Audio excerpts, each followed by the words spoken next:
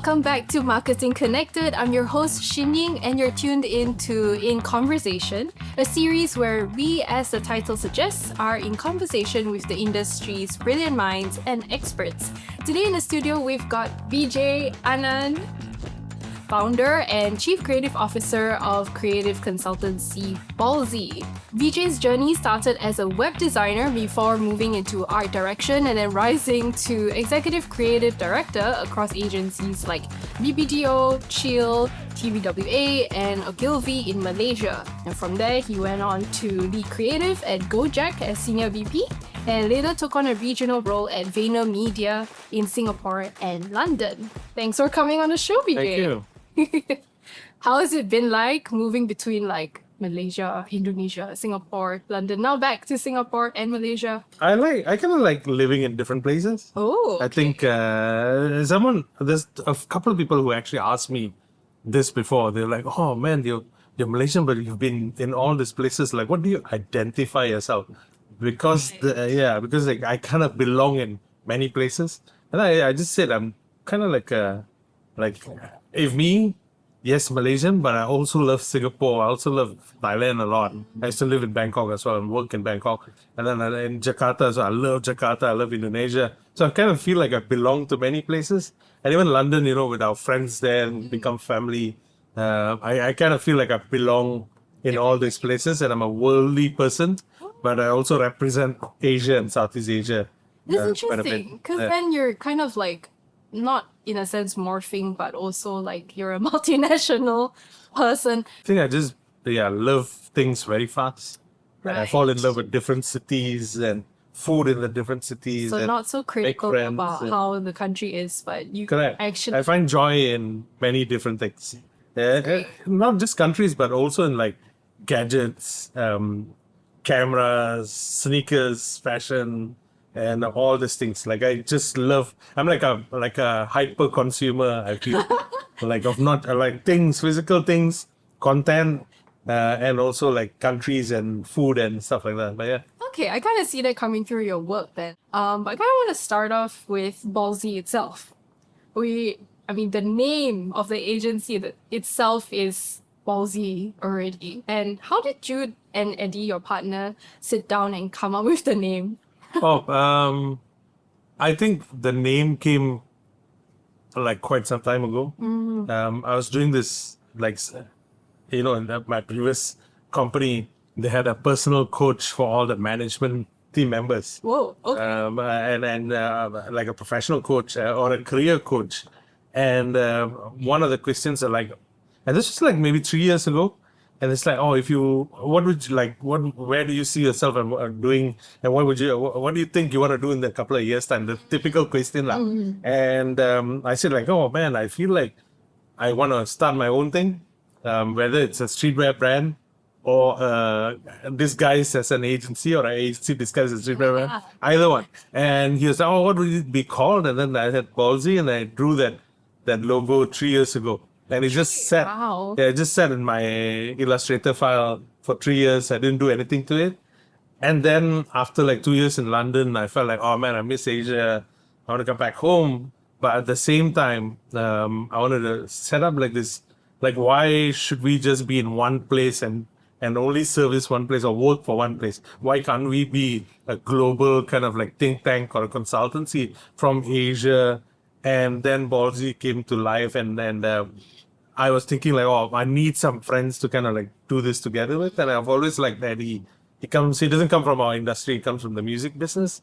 And I like that he's into pop culture. And that's how, like, hey man, I got this idea, I want to set this up. Passion. Yeah. Awesome. And I want to do like just match it. Yeah. What took you 3 years then? Like you say, you say the file was there and everything you had the idea already. Yeah. Obviously, I feel like maybe there was some kind of push or pull factor other than that you wanted to come back to Asia. Were you waiting for the right timing? I was, okay. So when I went to London and had this global ECD role out in UK, and looking after those regions as well, the experience was nice. Like I got a chance to work with like this Charlie XCX on a Revolut campaign, like big stuff. Did an Olympics campaign for Visa. over 7 different countries and worked on the global stuff as well. Like those opportunities, very rarely as a Southeast Asian, creative, you would get chances like that. So I wanted to go and do that before coming back and opening. I knew I was going to do this, but I didn't know when. So Right. I was still enjoying the ride until like, man, I think I've done this enough, and I think I should do this. Yeah. It's kind of like you had a set quota that you wanted to. Yeah, I was like, Love okay, it. let's just go all the way with someone else and then try to set up my own thing Right. after that. But now, yeah, it's been 6-7 months doing it. Not easy. It's been tough. The toughest is I use every Friday to chase finances for my clients. So I'm also in finance right now. So one of my clients were laughing at me today. Said, wait, you are the guy who's coming out with the idea. You are also the guy doing the work sometimes and executing and changing the designs late at night, but you're also chasing us for payments, which is quite funny. But kind of like end up doing everything, which I quite like. Yeah, it's a startup life, right? Yeah. And so, like, back on the name, right? It's really cool. It's out there. It's not what you've usually come across. But also, when you come and think of like business sense, I don't suppose it's very easy to like pitch it to governments and go like, hey, we are called Ballsy. Do you want to work with us? Like, how does that gel and how does that work for you guys? Well, we never really asked that question with Ballsy, and would you like to work with us? I think a lot, lucky enough, touch wood, we are getting calls every time for clients to come in and work with us. I think the name becomes a statement and a filter. A statement because what kind of work you stand for. Of course, not every client will go to the end of, like, we get calls like, hey, really love Ballsy, love what you all stand for, but we can't be 100% Ballsy. We need to land like 50, 60. For me, it's taking them or taking everyone on a journey. But like I said, it's a statement, right? And people understand the kind of work we want to do or we set out to do. Whether we do it or not is another story, but we try our best to push it. But also the name becomes a filter. If you really just want to play it safe and you just don't want to do anything that rocks the boat or to capture attention, because you need to rock the boat to capture attention, right? And if you don't want to do that, then Ballsy is not for you, lah. Easy, and we're fine with that. And we've also turned down clients when they're like, when we discover like, oh, okay, one is we try not to do too many pitches. I think pitches are a waste of time most of the time, unless it's really something we're excited about. We try not to do, because it's normal, right? I've sat through so many pitches as an agency person and as a client in Gojek as well before. You see all these people turn up to pitches, and then when they win the account, they're never on the job, which is very true. So pitches are not a true show of, depiction or true show of strength of the agency. It's just something that people play with, and then at the end, you end up with really bad work. Like I'd rather us go in, give us a project 3 months, 6 months, and let us show you what we can do. I think that's a better way to kind of do instead of pitches. So we don't get called into pitches, or we try to say no to pitches quite a bit. But also a couple of clients have come in, and then the briefs were not as interesting or not as ballsy as we want, or it's just more like adopt to the stuff, the idea from somewhere else. We're like, nah, we're not going to do that. We'd rather focus our energy. We're small. Time is precious, and not just for us, but for the client as well. We don't want to waste their time. We don't want to waste our time. So it becomes that filter to like, oh, are you ballsy enough as a marketer or a brand as well? But I feel, like the reason for me to set up kind of ballsy is that, right? Like I feel, and I'm just going to be honest here, right? A lot of people are afraid of losing the jobs now, whether you're on the brand side or the marketing side or the agency side. It is happening a lot, and no one wants to rock the boat, which is unfortunate. Everyone wants to be safe. Play it safe. Yeah, play it safe. So they don't want to make mistakes, and they don't want to do anything out of the norm that would get crazy attention. Even if it's a good thing, people will stay away from it, which is quite sad, because then we end up just with very vanilla work. And that's happening in the industry a lot, because from the client side, from the agency side, no one wants to rock the boat. And then here you see crazy brands like Liquid Death and influencers and content creators coming and doing crazy stuff because they got nothing to lose, right? and they're just doing stuff and beating all the agencies and beating a lot of this giant brands, because all the marketers in this giant brands and all these agency people, I don't want to rock the boat, I don't want to lose my job. And then everybody ends up like not being ballsy and being boring. But you got a bunch of content creators. You got brands like Liquid Death, Duolingo, who are doing stuff internally. Crazy stuff. Yeah. So you see time to time, but not enough in the industry. Yeah. So that's why Ballsy exists. If you see it too much, wouldn't it become Yeah. the norm? It And becomes become norm. the vanilla again. Yeah, then people go crazier. I think that's what happened in Japan and Thailand for a while. Yeah. Like they just ended up. Boom of Yeah. So I think we were chatting about this right before the show. You guys already have work coming in across like several countries. Malaysia for one, you've got Singapore, and you've got LA. France, US, US. Yeah, we did we did a campaign for US market, had a billboard in LA, had a billboard in London. Yes. Yeah, we did a travel show Real global. hosted by someone who's never traveled before. So the clients come from everywhere. We're open to anything and everywhere and whatever. Yeah. Did you guys set out to be global from I always wanted always? to. I think geography shouldn't define the clients that come in, and why not? Like we've always looked at, global means must give to an American agency or must give to a UK agency. Why not Asia? Man, if you look at the world map, a lot of people are in Asia. The population here is growing. Yeah. So if you're doing a global campaign, if you hit in Asia, yeah. I think that's cool because then you're also using Ballsy as a platform to, elevate the awareness about Asian advertising scene in a sense. So it wasn't that these brands and clients from across the globe came to you and then only you figure out like, oh, I'm getting the business. Maybe I should be a bit more global, but actually you set your... It was a dream already from the beginning. Like, why can't we? So a lot of things were built on why can't we do this? Why can't Ballsy be this? Like, why can't... limit yourselves Yes. to... Yeah, we also know, like, we're working on a whole bunch of other stuff. Like, we've got a bunch of IPs that we're building. The Travel Virgin show was one that we co-own with the clients, but we also got a music IP, AI band IP that we're working on. Eddie's working on a record label, possibly, there's a lot of different things that's happening. Label. Yeah, another music show as well. That we're potentially going to work with one of our clients. So we've got a bunch of IPs that we want to build as well. I think, like that old school way, like I said, like we built Ballsy on like, why can't Ballsy be a music label? Why can't Ballsy own a couple of these IPs? Like why should we just be an agency for Malaysia, Singapore? Why can't we be a global creative shop? And I think like what you mentioned about culture, which is what you guys are very big on, that a lot of the recent work is very rooted in culture as well. So like Taco Bell's jingle, which we did cover on Marketing Interactive. It was by a rapper from K-Town Clan. Yeah.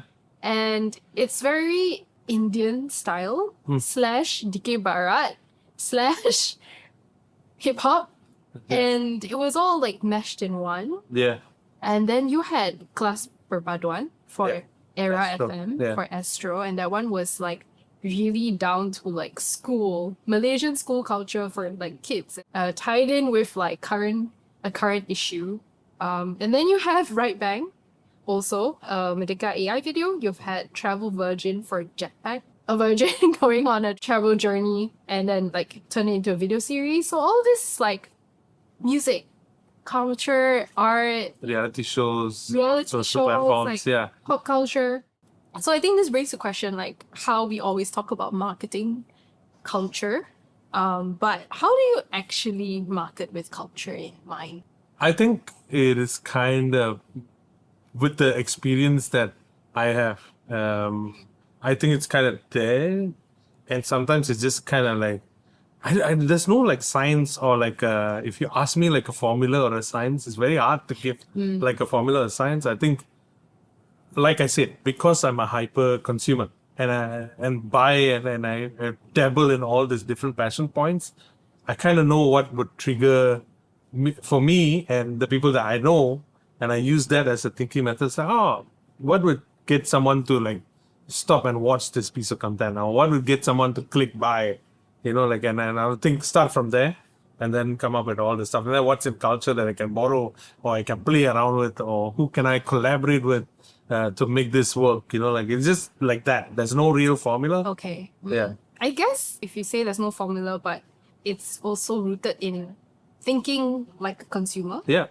being interested in what consumers are interested in rather than just sitting behind a desk Yeah. and coming up with the work, but not actually being a consumer of the said work Yeah. or like this industry itself. Yeah, usually when I kind of get like the brief or I get like a client and stuff like that, I end up going to their store or looking at how people react to the products. And then going on Lots of social. research. Yeah, and also going on social and looking at the comments that people are saying. Those kind of things kind of become an inspiration. Like people leave it at research, but it becomes an inspiration point for me to oh, why can't we do this? You start questioning things and then the ideas come out. Like it becomes spark, right? Spark to the idea. But yeah. You've also been on the brand side, you've been on agency side. What do you think agencies or brands need to keep in mind when they are trying to market culture? It's not always top of mind, I think. Like sometimes when they try to do it also, it might come off a bit like I don't know if much. I don't know if they market culture. I think they try to sell their products. I think some agencies or they fall into the trap of sometimes going too much into like, oh, let's use this to win an award, or let's blind, like you lose track Not sometimes. the main purpose. Correct. Your main purpose is to actually sell the product, or the brief is to sell the product. But you use culture as a weapon to kind of win the attention of the audience of this today. Because that's tough. Like I think winning the attention right now is tough because you've got things flying everywhere. Like 5-6 different platforms. You're daily scrolling on a million things. You're just fed with so much content and then that's why sometimes people like going to influencers or listening to the influencers that they follow as well, because you don't know it's advertising, but it's advertising. So embedding your Subtle message. messages into culture in different forms. I think that's where we all need to kind of head to. But like you said, like what's next after that? Like if everyone does that, what's new? Then we always find the new way to do it. I don't think it should be like, like when a new trend comes out, like AI. Although some people are against it, some people are pro AI. When a new trend comes in, there's always early adopters, but they do it to win awards, which is wrong.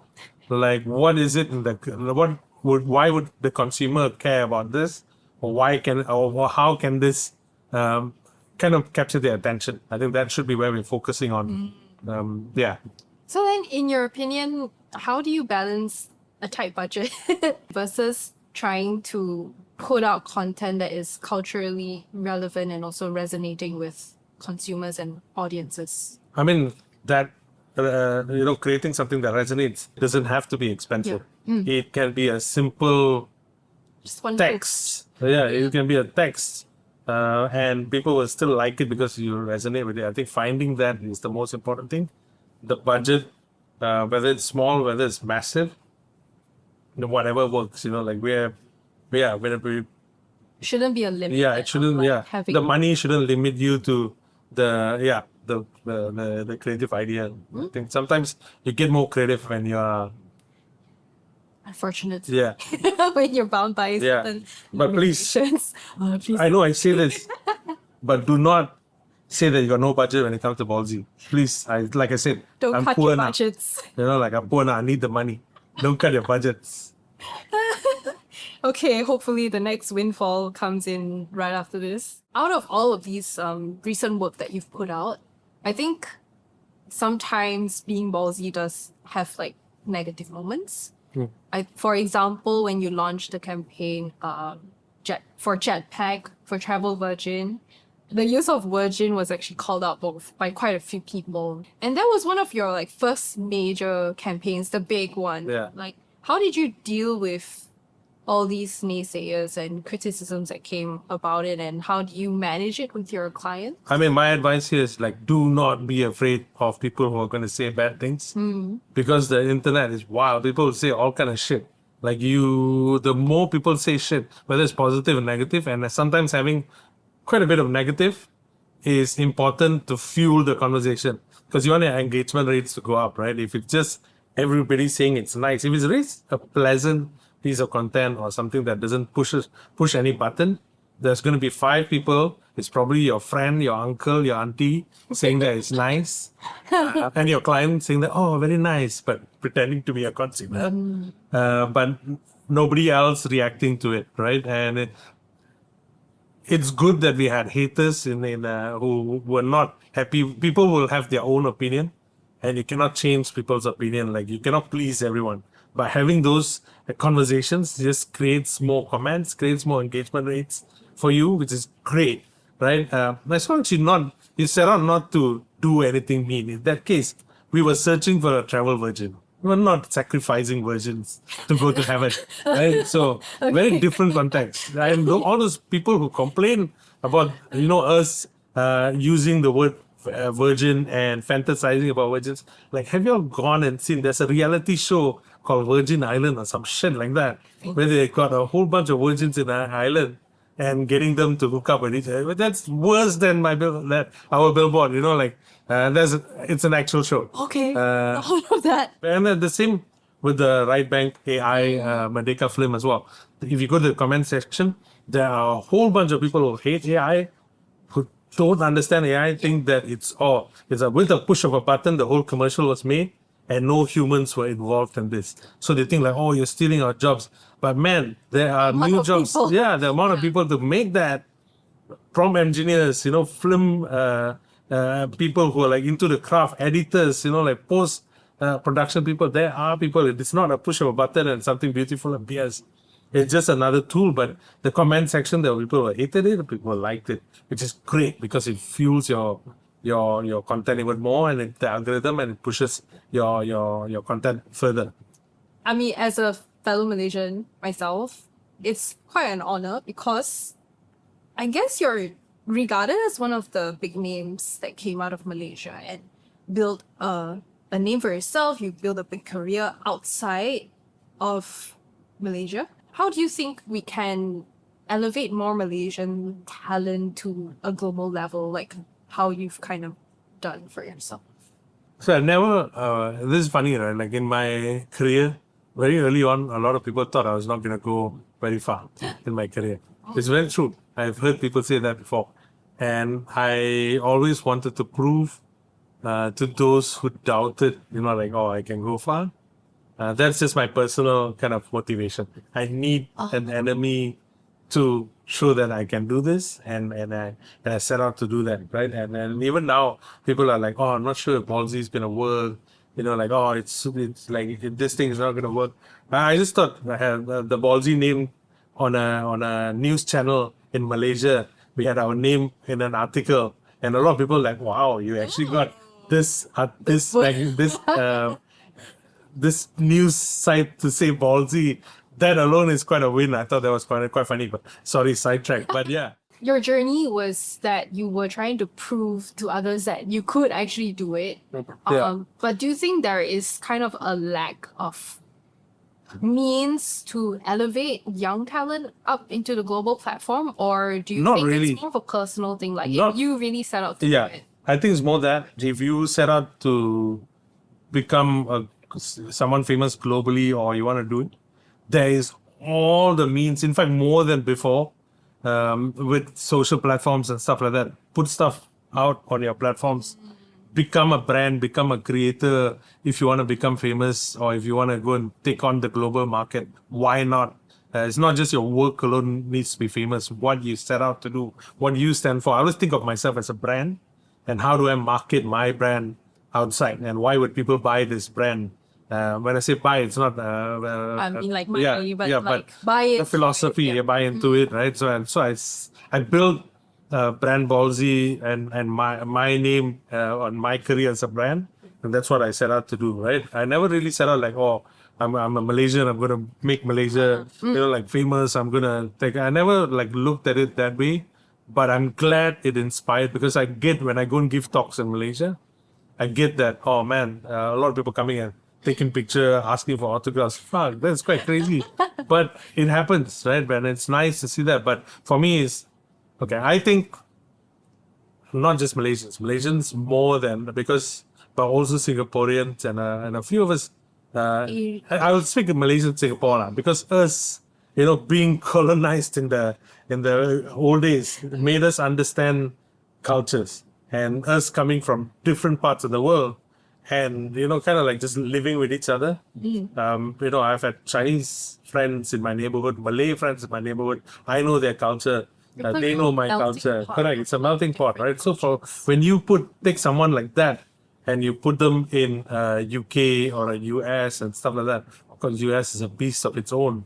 But we assimilate and we get into culture faster than everyone else because we understand and we consume things from the UK. We consume, by saying that, I also always tell, my ex-creatives or people I work with in Indonesia or Thailand, like, if you really want to grow, go out and try different markets, go out and try different regions, because it just makes you think bigger, understand more things, like different, like I absorb culture a lot wherever I am living. And I think that's opened up my mind a lot more and a lot faster by going to all those different places and living there. I guess exposure does have its benefits. You Yeah. kind of see the world in a different lens, and Yeah. you kind of understand also like how your culture appears to them and how theirs can appear to other people. Yeah. All sorts of things going on. Would you say that is your main advice to young Malaysians looking to reach that global level? I would say this, you don't have to travel to do it. You can start by consuming those kind of content beyond what you usually consume. Like I'll randomly watch weird stuff just to understand different cultures or subcultures. Reddit is great. Going into subcultures there. There's so many things you can consume to make, to expose yourself and I guess think bigger. Right. And on that note, unfortunately, that's all the time we have for today. But thank you so much, BJ, for being a part of today's episode. And to the listeners out there, fear not, although this interview with BJ is over, we've got loads of other content and episodes that you can catch on our Marketing Connected channel and also YouTube. Once again, thank you for tuning in to Marketing Connected, brought to you by Marketing Interactive.